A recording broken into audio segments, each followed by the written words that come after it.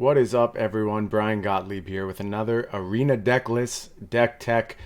I'm going to try and keep this one snappy. We're going to do this real quick because we've talked about this deck a bunch already, but I wanted to get my updates out to all you folks who are joining us on our YouTube page. If you're just finding the Arena Decklists family of products, the podcast, this YouTube page, all the stuff we do under our umbrella, you're going to find out that when things get tough in Standard, we don't give up. We don't pack it in. We don't say, oh, we're sitting out this Standard. We figure out solutions.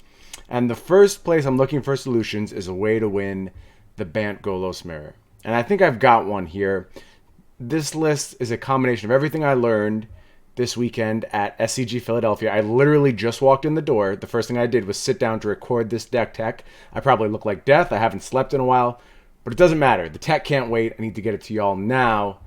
And this is what I'm doing to try and get an edge in the mirror in the coming days. I was absolutely blown away by the efficiency of Fae of Wishes this weekend.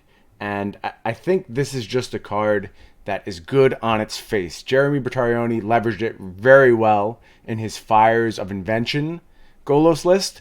I don't like Fires of Invention, but I loved Fae of Wishes. And we got some tricks in the sideboard we're going to be using to go ahead and take control of the mirror. I will get to all of them in just a moment, but I do want to check in on some of the other numbers that we're playing now. You see we're down to 2 Arboreal Grazers, and I'm okay with that because I think once you are playing 2 Fae of Wishes, and I popped one off our deck here, there are 2 Fae of Wishes in the deck. You'll see the deck list down below in the description, so you can go ahead and copy that right into Arena. It will have the 2 Fae of Wishes in there. Once you're playing Fae of Wishes, you do have some more defensive options. You can, of course, just play this on turn 2 as a 1/4. Does a little bit of blocking, so I'm okay dropping down the number of Arboreal Grazer. There's no question this is one of the weaker cards in the deck. It's a piece of glue, though, and it really did a nice job holding the deck together. I do think we can start to trend down now, and that means I'm playing a copy of Beanstalk Giant to pick up a little bit more ramp. You probably heard me trashing Beanstalk Giant all weekend. I'm going to let you in on a little secret. Sometimes I'm a little over the top and bombastic when I'm doing casting. It just makes the cast more interesting.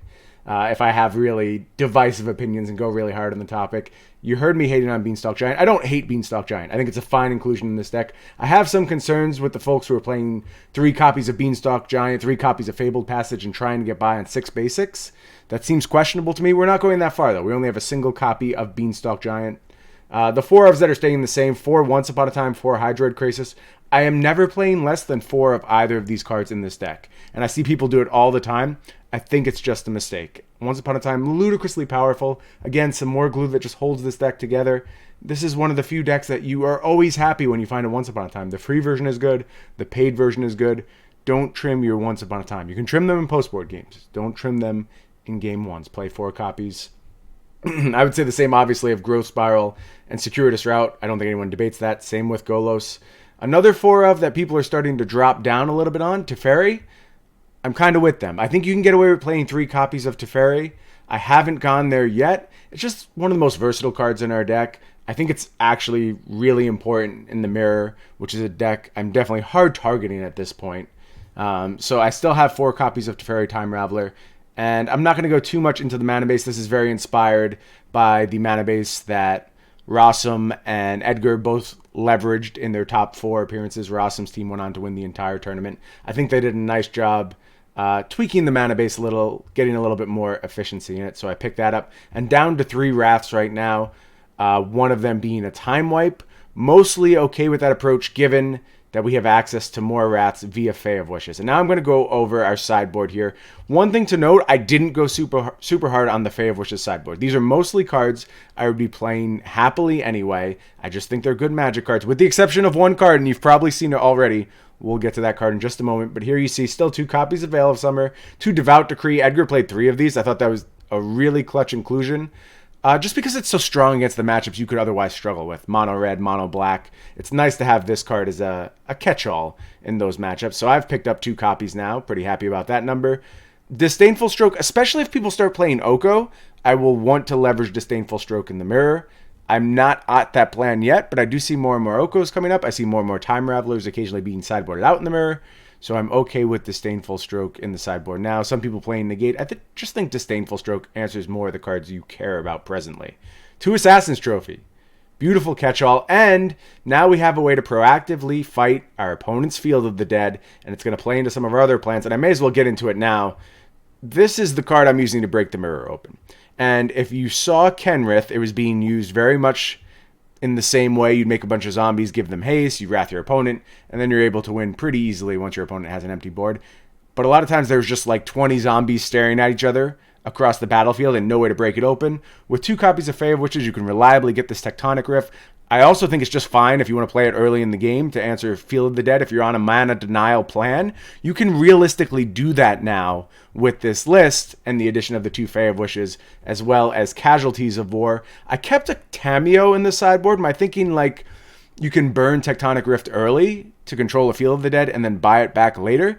That might be nonsense, and this is the card that's first on my watch list to potentially leave the deck. I could see Tamiyo just not being all that necessary, but I do think you could find a lot of spots to just get value out of Tamiyo as well if you're not being pressured, and that is often how the mirror goes, so maybe this is a strong card in the mirror as well. Something I want to try out right now, but certainly on my watch list, could leave. I have a copy of Oko. A lot of players picking this up in their main deck. It's good at dealing with everything that ails you. Cleaning up a Questing Beast is a really nice effect. Just getting some pressure on Planeswalkers. All that stuff is fine, but it does feel a little narrow to me. It's not really synergistic with the rest of your plans. I'm fine having a copy in the sideboard, having access to it. I'm not sold on main deck copies yet. I thought the splits were interesting, playing 2 Teferi, 2 Oko. That's something I want to explore. For the time being, just 1 Oko in my sideboard. We have a Time Wipe to go get, in case we need it, with our Fae of Wishes. And then, of course, there's the Casualties of War, the big cleanup here. And you can just cast the spell. I mean, this is a very reliable cast in your deck with a Swamp, with 3 copies of Fabled Passage. Of course, you're doing all your Circuitous Route stuff. You can get your Dimir Guildgate and clean up your mana pretty nicely. I think you will reliably have access to Casualties of War when you want to cast it. Obviously not something you're doing early in the game anyway. And still, 2 Agent of Treachery, an important card in the mirror, but one of the reasons I went to this Fae of Wishes plan is I started to feel like even this bomb 7 mana spell wasn't big enough for the mirror. Mirrors just get so large and so unwieldy that you really want a card that cuts to the quick. I think Kenrith has done a good job of that, and that's a great approach. I was a little lower on Kenrith than I should have been after watching it this weekend. I would have a copy in a more traditional non-Fae of Wishes based list, and I think that's another way you could go for the mirror as well. Deputy of Detention, Kenrith, all that stuff going into your main deck sounds very good to me, but I want to try this Fae of Wishes approach. Like I said, there are going to be 2 Fae of Wishes in the main deck and this wish board now. So, try out this update. Hit me in the comments down below. Let me know if it does exactly what I'm looking to do. Breaks open the mirror via Tectonic Rift. That's the hot tech for this weekend. And don't forget, if you want to hear more from Arena Decklists, you got to like, you got to share, and you got to subscribe. Catch you soon.